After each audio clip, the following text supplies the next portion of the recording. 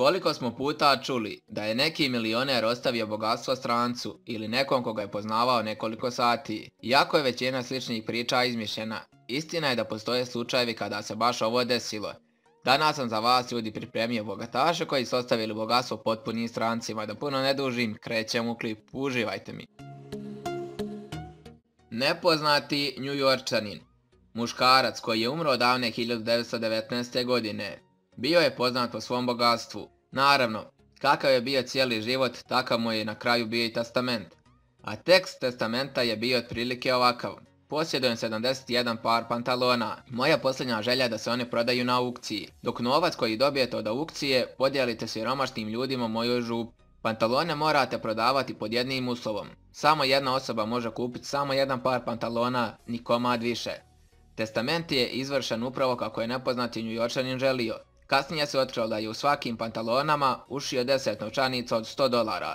Svojoj porodici nije ostavio ni dolara. Britanac John White je umro u 97. godini života. Ovaj bogataš nije imao ni ženu ni djecu. 40.000 funti ostavio svom nećaku Richardu, a ostatak Johnovog bogatstva je zanimljiv.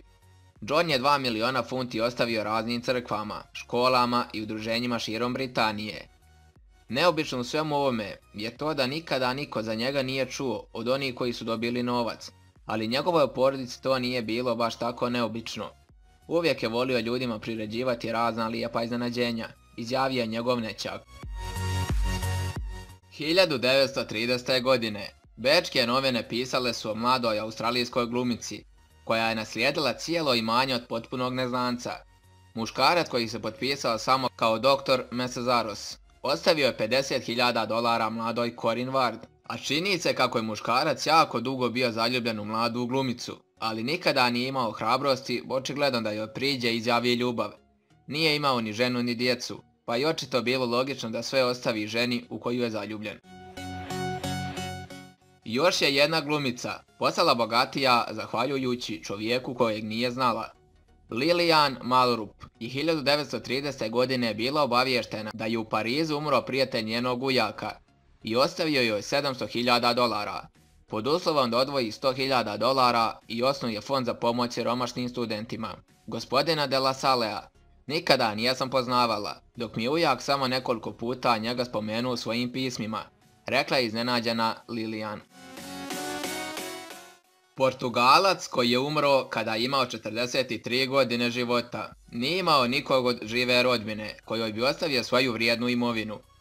Tako je on u svom testamentu rekao da svoj stan u Lisabonu, kuću na sjeveru Portugala, automobil i 25.000 eura podijeli između 70 osoba koji će se nasumično odabrati u telefonskom imeniku grada Lisabona. Budući da testamenti nijesu praksa u Lisabonu, mnogi ljudi koji su nešto naslijedili od Luisa Carlosa mislili su kako ih neko pokušava prevariti. I to bi bilo to, ljudi moji, što se tiče ovoga klipa. Ja se nadam da vam se klip svidio i da se učili neke nove stvari. U komentarima pišite teme za sljedeći video. Ne zaboravite se pretplatiti na kanal, da lupite like, da pritisnete zvonce, znači da uključite notifikacije i da komentarišete nešto čisto reda radi. Tako da, ljudi moji, to je to.